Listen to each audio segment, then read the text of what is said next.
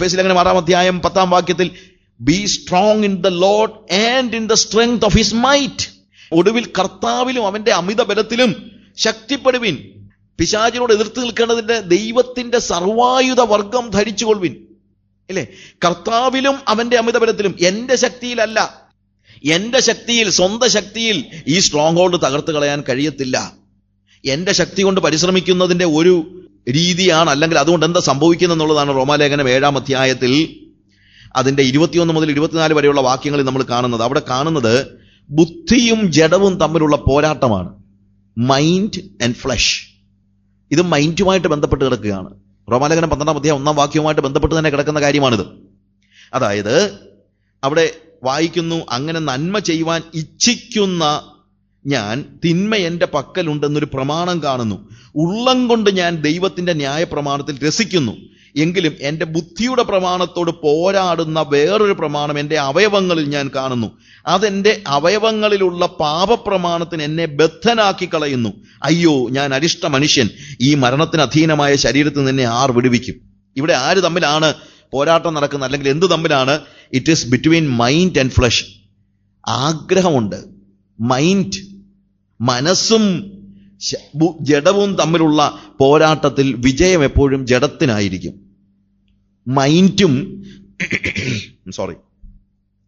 മനസ്സും ജഡവും തമ്മിലുള്ള പോരാട്ടത്തിൽ നമ്മൾ പലപ്പോഴും എന്താണെന്നറിയാമോ? മനസ്സും അല്ലെങ്കിൽ എൻ്റെ വിൽ പവറും ജഡവും തമ്മിലാണ് പോരാട്ടം. വിശ്വാസികളുടെ കാര്യം തന്നെയാണ് ഞാൻ പറയുന്നത്. എന്താണ്? നമ്മൾ വിൽ പവർ ഉപയോഗിച്ച്, ജഡിക ആയുധങ്ങൾ ഉപയോഗിച്ച് എന്ത് ചെയ്യാൻ നോക്കുന്നു? ആത്മിക യുദ്ധം ചെയ്യാൻ പരിശ്രമിക്കുന്നു. അതാണ് പ്രശ്നം. ഞാൻ എൻ്റെ വിൽ പവർ ഉപയോഗിക്കുമ്പോൾ എൻ്റെ വിൽ പവർ എനിക്ക് കിട്ടിയ എവിടെ നിന്നാണെന്ന് അറിയാമോ? അത് ആദാമിൽ നിന്നാണ്. ആദാമിന്റെ വിൽ പവറെ എനിക്കുള്ളൂ, അതിൽ കൂടുതലൊന്നുമില്ല. പെണ്ണുമ്പിള്ള ഒരു പഴം പറിച്ചു കൊടുത്തപ്പോൾ ഒന്നും ആലോചിക്കാതെ തിന്ന അത്രയും വിൽ പവറൊക്കെ ആർക്കുള്ളൂ? ആദാമിനുള്ളൂ. ആ വിൽ പവർ വെച്ചോണ്ട് എനിക്ക് സ്ട്രോങ് ആയിട്ടുള്ള എൻ്റെ അവയവങ്ങളിൽ പോരാടുന്ന, അല്ലെങ്കിൽ എൻ്റെ പാപപ്രമാണത്തോട് എതിർത്ത് നിൽക്കാനുള്ള ശക്തി എനിക്ക് ഇല്ല.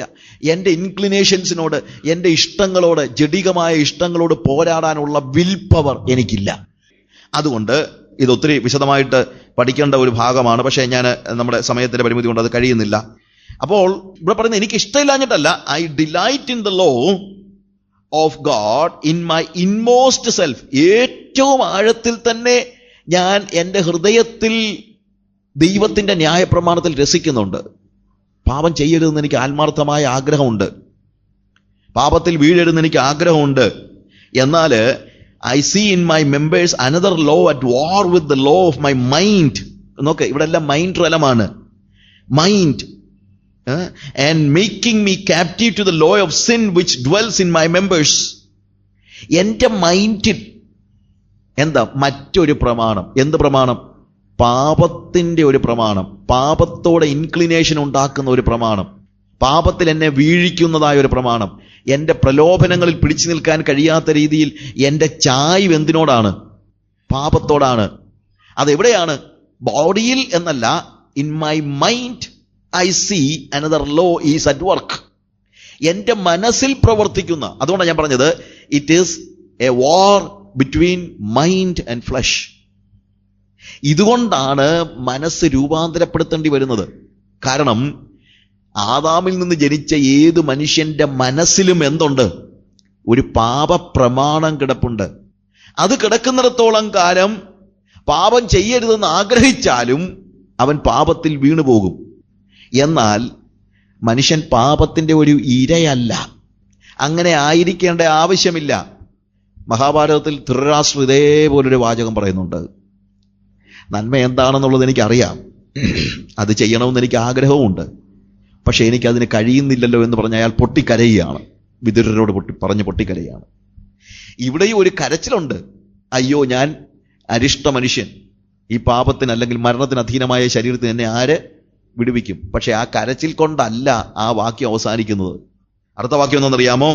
ഞാൻ നമ്മുടെ കർത്താവായ യേശുക്രിസ്തു മുഖാന്തരം ദൈവത്തിന് സ്തോത്രം ചെയ്യുന്നു. നമ്മുടെ കർത്താവായ യേശുക്രിസ്തു മുഖാന്തരം ഞാൻ ദൈവത്തിന് സ്തോത്രം ചെയ്യുന്നു. എന്തുകൊണ്ട്? എൻ്റെ മൈൻഡിൽ ആദാമ്യ പ്രകൃതിയിൽ എഴുതിയിരിക്കുന്ന ഈ പാപത്തോടുള്ള ബദ്ധതയെ വിടുവിച്ചവനായ യേശുക്രിസ്തു മുഖാന്തരം ഞാൻ കർത്താവിന് സ്തോത്രം ചെയ്യുന്നു. മനസ്സിലായോ? അതുകൊണ്ട് നമ്മൾ ചിന്തിക്കരുത് ഞാൻ പാപത്തിന്റെ ഒരു ഇരയാണെന്ന്. ഇന്ന് പെന്തിക്കോസ്തുകാരനും പറയുന്നതെന്നറിയാമോ? ബ്രദറെ, നമ്മൾ നിശ്ചയിച്ചാൽ പാപം ചെയ്യാതിരിക്കാൻ പറ്റുമോ? നമ്മൾ നിശ്ചയിച്ചാൽ പറ്റത്തില്ല. കാര്യം നമ്മളാണ് നിശ്ചയിക്കുന്നത്. ജഡപ്രകാരം പോരാടി ജഡത്തിന്റെ ഇഷ്ടത്തിൽ നിന്ന് വിമോചനം നേടാൻ നമുക്ക് കഴിയത്തില്ല. എന്നാൽ 8-ാം അധ്യായം 1 മുതലുള്ള വാക്യങ്ങൾ വായിക്കുമ്പോൾ നമ്മൾ അവിടെ കാണുന്ന പോരാട്ടം വേറൊന്നാണ്. അതുകൊണ്ട് ഇപ്പോൾ ക്രിസ്തുവേശുവിലുള്ളവർക്ക് ഒരു ശിക്ഷാവിധിയും ഇല്ല. എന്നിട്ട് എഴുതുന്നത്, ജീവന്റെ ആത്മാവിന്റെ പ്രമാണം എനിക്ക് പാപത്തിന്റെയും മരണത്തിന്റെയും പ്രമാണത്തിൽ നിന്ന് ക്രിസ്തുവേശുവിൽ സ്വാതന്ത്ര്യം വരുത്തിയിരിക്കുന്നു. നോക്ക, ഇവിടെ യുദ്ധം ആര് തമ്മിലാണെന്നറിയാമോ? മൈൻഡ് ആൻഡ് ഫ്ലഷ് അല്ല, സ്പിരിറ്റ് ആൻഡ് ഫ്ലഷ് ആണ്. ഇവിടെ യുദ്ധം മനസ്സും ജഡവും തമ്മിലല്ല, ആത്മാവും ജഡവും തമ്മിലാണ്. എന്താണ്? ജീവന്റെ ആത്മാവിന്റെ പ്രമാണം പാപത്തിന്റെയും മരണത്തിന്റെയും പ്രമാണത്തിൽ നിന്ന് ക്രിസ്തുവേശുവിൽ സ്വാതന്ത്ര്യം വരുത്തിയിരിക്കുന്നു. ഇപ്പോൾ ഞാൻ പാപത്തിന്റെ ഇരയായിട്ട് ജീവിക്കേണ്ട ആവശ്യമില്ലെന്ന്. കാര്യം എനിക്ക് എന്താണ്? പാപത്തിൽ നിന്ന് സ്വാതന്ത്ര്യം കർത്താവ് തന്നിരിക്കുന്നു. എങ്ങനെ? ജീവന്റെ ആത്മാവിന്റെ പ്രമാണമാണ് ഇപ്പോൾ എൻ്റെ ശരീരത്തിൽ ഒഴുകുന്നത്, അല്ലാതെ പാപത്തിന്റെ പ്രമാണമല്ല. എൻ്റെ മൈൻഡിനെ സ്വാധീനിച്ചിരുന്നത് നേരത്തെ പാപത്തിന്റെ പ്രമാണമായിരുന്നു, അഥവാ പാപത്തോടുള്ള ആഗ്രഹമായിരുന്നു, ജഡത്തിന്റെ ഇച്ഛകളായിരുന്നു, കണ്ണുകളുടെ ലസ്റ്റ് ആയിരുന്നു, പ്രതാപത്തിനായുള്ള ആഗ്രഹമായിരുന്നു. ജഡമോഹവും കൺമോഹവും ജീവനത്തിന്റെ പ്രതാപവും എൻ്റെ മൈൻഡിൽ സ്ട്രോങ് ഹോൾഡ് തീർത്തിരുന്നു. അതുകൊണ്ട് ഞാൻ എപ്പോഴും എൻ്റെ ഇഷ്ടങ്ങൾക്ക് വിരുദ്ധമായി അതിനടിമയായിരുന്നു. പക്ഷെ ഇനി അതിൻ്റെ ആവശ്യമില്ല. കാരണം ഈ സ്ട്രോങ് ഹോൾഡിനെ തകർത്തിട്ട്, പാപത്തിന്റെ പ്രമാണത്തെ തകർത്തിട്ട്, ഇപ്പോൾ ജീവന്റെ ആത്മാവിന്റെ പ്രമാണം അവൻ എന്നിൽ എഴുതിയിരിക്കുകയാണ്. ഹല്ലേലൂയ. അതുകൊണ്ട് ഇനി ഇപ്പോൾ പാപത്തിന് അടിമയായും പാപത്തിന്റെ ഇരയായും ഞാൻ ജീവിക്കേണ്ട ആവശ്യമില്ല എന്നാണ് പറയുന്നത്.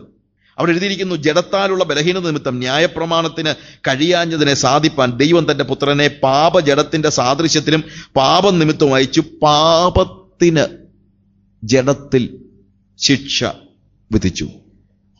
പാപിക്കല്ല, ആർക്ക്? Praise the Lord. Hallelujah. That means കർത്താവ് എന്തിനു വേണ്ടിയ ഭൂമിയിൽ വന്നതിന്റെ ഉദ്ദേശ്യമായിട്ട് പറഞ്ഞിരിക്കുന്നത്, അവൻ അവരെ അവരുടെ പാപങ്ങളിൽ നിന്ന് വീണ്ടെടുക്കുവാനിരിക്കൊണ്ട്. പാപത്തിന്റെ ശിക്ഷയിൽ നിന്ന് വീണ്ടെടുക്കുവാനെന്നല്ല എഴുതിയിരിക്കുന്നത്, പാപങ്ങളിൽ നിന്ന് വീണ്ടെടുക്കുവാനിരിക്കൊണ്ട് അവന് യേശു എന്ന് പേരിടണം. പാപത്തിന്റെ ശിക്ഷയുടെ കാര്യം എല്ലാവരും പറയും. നമ്മളെല്ലാം എന്താണ്? സ്വർഗത്തിലോട്ട് പോകാണ്. കാര്യം പാപത്തിന്റെ ശിക്ഷയിൽ നിന്ന്. ആകയാൽ ഇപ്പോൾ ക്രിസ്തുവേശുള്ളവർക്ക് ഒരു ശിക്ഷാവിധിയുമില്ല. എന്തില്ല? നമ്മൾ ചത്തു കഴിഞ്ഞാൽ പിന്നെ ശിക്ഷാവിധിയില്ല. ഇവിടെ നമ്മളിപ്പം ഭൂമിയിൽ ജീവിക്കുന്ന സമയത്ത് നമ്മൾ ജഡത്തിലല്ലയോ ബ്രദറെ ജീവിക്കുന്നേ? അതുകൊണ്ട് നമ്മൾ ജഡത്തിന്റെ ഇരയാണ്. എവിടുന്ന് കിട്ടിയ പ്രമാണമായത്? വേദപുസ്തകം പറയുന്നു, അവൻ എന്താണ്? പാപത്തിന് ജഡത്തിൽ ശിക്ഷ വിധിച്ചു. പാപത്തിന് ജഡത്തിൽ ശിക്ഷ വിധിച്ചെന്ന് എഴുതിയിരിക്കുന്നത്. അതായത് എൻ്റെ ശരീരത്തെ പാപത്തിന് അടിമയാക്കി വിടേണ്ട കാര്യം എനിക്കിനിയില്ല. അല്ലെങ്കിൽ പിന്നെ യേശു എന്തിനു വേണ്ടിയാണ് മരിച്ചത്? യേശു മരിച്ചത് എനിക്കൊരു വിശുദ്ധ ജീവിതം നൽകാൻ വേണ്ടിയാണ്. എന്നും ഞാൻ പിശാചിന്റെ ഇരയാണെങ്കിൽ എന്താ അതിൻ്റെ അർത്ഥം? യേശുവിൻ്റെ മരണം കൊണ്ട് എനിക്ക് വല്ല പ്രയോജനം ഉണ്ടാകുന്നുണ്ടോ? എനിക്ക് ഈ ഭൂമിയിൽ ഒരു വിശുദ്ധ ജീവിതം ജീവിക്കാനായിട്ട് ദൈവം ആഗ്രഹിക്കുന്നുണ്ടെന്നുള്ളത് കൊണ്ടാണ് അവനെന്നെ ഈ ഭൂമിയിൽ ആക്കിയിരിക്കുന്നത്. അല്ലാതെ എന്താണ്? പക്ഷെ നമുക്കതുകൊണ്ട് വിശ്വസിക്കാനായിട്ട് ബുദ്ധിമുട്ടാണ്. whenever I say this, ആളുകളെല്ലാം പറയുന്ന കാര്യം ശരിയാ ബ്രദറെ, ശരിയാണെങ്കിൽ പിന്നെന്താ? അല്ല, എന്നാലും എന്ന് പറയുന്നത് ഒരു ബിബ്ലിക്കൽ ടെർമിനോളജിയേ അല്ല. God has given you the power to fight against the sinful lust in your body. നമ്മുടെ ശരീരത്തിലെ പോരാടുന്നതായ ജഡീക ഇച്ഛകൾക്കെതിരായിട്ട് പോരാടാനുള്ള ശക്തി അവൻ നമുക്ക് നൽകിയിട്ടുണ്ട്. ആ ശക്തി ഉപയോഗിക്കണമെന്നുള്ളതേ ഉള്ളൂ. ആ ശക്തി ഉപയോഗിക്കാതെ ജഡപ്രകാരം പോരാടുന്നത് കൊണ്ട് പലപ്പോഴും പറ്റുന്ന പ്രശ്നം എന്നറിയാമോ? നമ്മൾ പിന്നെ പാപത്തിന്റെ ഇരകളായിട്ട് പോകുകയാണ്. എൻ്റെ വിൽ പവർ ഉപയോഗിച്ച്, എൻ്റെ ശക്തി ഉപയോഗിച്ച് എൻ്റെ കഴിവ് ഉപയോഗിച്ച് ഞാൻ ഇനി അത് ചെയ്യത്തില്ല എന്നുള്ള എൻ്റെ ദൃഢമായ തീരുമാനമെടുത്ത്, അങ്ങനെയാണല്ലോ മന്ത്രിമാരൊക്കെ ദൃഢപ്രതിജ്ഞ എടുക്കുന്നത് പോലെ എത്ര പ്രാവശ്യം നമ്മൾ ദൃഢപ്രതിജ്ഞ എടുത്തിട്ടുണ്ട് ഇല്ലേ? നടക്കത്തില്ല. കാര്യം അത് ഹ്യൂമൻലി ഇംപോസിബിൾ ആണ്. But it is possible with God. അത് മാനുഷികമായി അസാധ്യമാണ്, എന്നാൽ അത് ദൈവത്താൽ സാധ്യമാണ്. കാരണം ജീവന്റെ ആത്മാവിന്റെ പ്രമാണത്തെ എൻ്റെ മനസ്സിലേക്ക് ഇറക്കി വെക്കണം. അതിനുവേണ്ടി ആദ്യം എന്ത് ചെയ്യണം? പാപത്തിന്റെ പ്രമാണത്തെ തൂത്തുകളയണം. അതിനാണ് ഫോർമാറ്റിംഗ് ആവശ്യമായിരിക്കുന്നത്.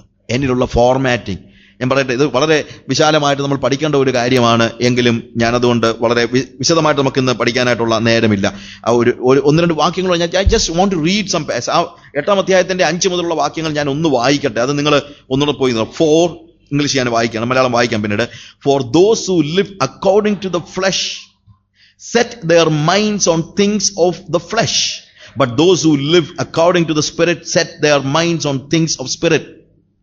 നമ്മളുടെ മനസ്സ് എവിടെയാണ് സെറ്റ് ചെയ്ത് വെച്ചിരിക്കുന്നതെന്നാണ് പൗലോസ് ചോദിക്കുന്നത്. അവിടെയാണ് പ്രോബ്ലം ഉണ്ടാകുന്നത്, അവിടെയാണ് പ്രധാനമായിട്ട് പ്രശ്നം ഉണ്ടാകുന്നത്. ജഡ സ്വഭാവമുള്ളവർ ജഡത്തിനുള്ളതും ആത്മസ്വഭാവമുള്ളവർ ആത്മാവിനുള്ളതും ചിന്തിക്കുന്നു. വായിച്ചു പോകും അത്. പക്ഷേ പോൾ പറയുന്നത് എന്നറിയാമോ?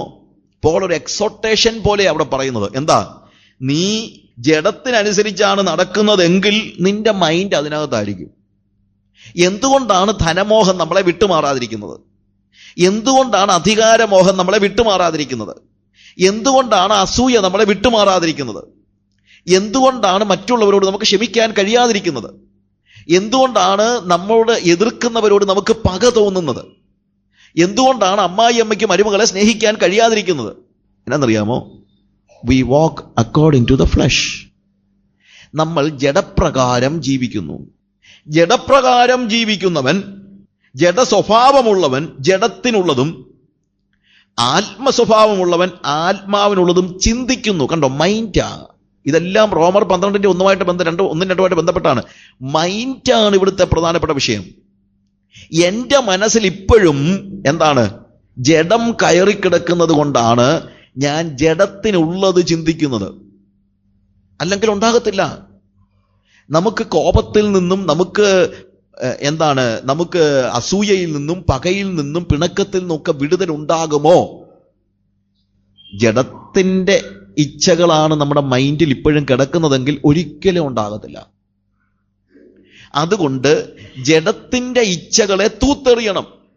സ്ട്രോങ് ഹോൾഡാണ് ജഡത്തിന്റെ ഇച്ഛകൾ എന്ന് പറയുന്നത്. പിശാചിന്റെ സ്ട്രോങ് ഹോൾഡാണ്. അതിനെ വലിച്ച് താഴെ ഇടണം. അതിനെന്താവശ്യമായിരിക്കുന്നു? ആത്മീയ ആയുധങ്ങൾ കൊണ്ട്. ആത്മസ്വഭാവമുള്ളവർ അഥവാ ആത്മാവിനുള്ളവർ ആത്മാവിനുള്ളത് ചിന്തിക്കുന്നു. ജഡത്തിന്റെ ചിന്ത ദൈവത്തോട് ശത്രുത്വമാകുന്നു. അത് ദൈവത്തിന്റെ ന്യായപ്രമാണത്തിന് കീഴ്പ്പെടുവാൻ കഴിയുന്നതുമില്ല. നമുക്ക് നമ്മുടെ mind to set the mind on the flesh is death. നമ്മൾ ഓരോ ദിവസവും തിരിച്ചറിയണം. എപ്പോഴൊക്കെ കോപം നമുക്കുണ്ടാകുന്നോ, എപ്പോഴൊക്കെ ധനമോഹം നമുക്കുണ്ടാകുന്നോ, എപ്പോഴൊക്കെ അധികാരമോഹം നമുക്കുണ്ടാകുന്നോ, എപ്പോഴൊക്കെ അസൂയ നമുക്കുണ്ടാകുന്നോ, നമ്മൾ മനസ്സിലാക്കണം എന്താണ്? നമ്മൾ നമ്മുടെ മൈൻഡ് എങ്ങോട്ട് സെറ്റ് ചെയ്യുകയാണ്? ജഡത്തിലോട് സെറ്റ് ചെയ്യുകയാണ്. ആൻഡ് ജഡത്തിന്റെ ചിന്ത ആത്യന്തികമായി എന്താണെന്ന് പറയുന്നത്? ഇറ്റ് ഈസ് ഡെത്ത്, മരണം. ഒരു ആത്മീയ മരണത്തിലേക്ക് പോയിക്കൊണ്ടിരിക്കുകയാണ്. അതുകൊണ്ട് to set the mind on the flesh is death, but to set the mind on the spirit is life and peace. ജഡത്തിന്റെ ചിന്ത മരണം, ആത്മാവിന്റെ ചിന്തയോ ജീവനും സമാധാനവും. when you are spiritual, നിങ്ങൾ ആത്മീകനാകുമ്പോൾ നിങ്ങളിൽ ജീവനുണ്ട്. നിങ്ങൾ ആത്മീകനാകുമ്പോൾ നിങ്ങൾ പീസ്ഫുൾ ആണ്. എന്തുകൊണ്ടാണ് നമുക്ക് പീസ് ഇല്ലാത്തത്, സമാധാനമില്ലാത്തത്? നമ്മൾ ജഡപ്രകാരം ചിന്തിക്കുന്നവരായതുകൊണ്ടാണ്, വേറെ റീസൺ ഒന്നുമില്ല. എന്തുകൊണ്ടാണ് നമുക്കൊരു ജീവനില്ലാത്തത്? എന്തുകൊണ്ടാണ് നമ്മൾ പറയുന്നത് ബ്രദറെ ജീവിക്കണമെന്നുണ്ട്, പക്ഷേ ജീവിക്കാൻ അങ്ങോട്ട് കഴിയുന്നില്ല? എന്തുകൊണ്ട് കഴിയുന്നില്ല? ഒരു റീസണും വേറെ ഇല്ല. എന്താണ്? നമ്മുടെ ചിന്തകളെ നമ്മൾ ജഡത്തിൽ തളച്ചിട്ടിരിക്കുകയാണ്.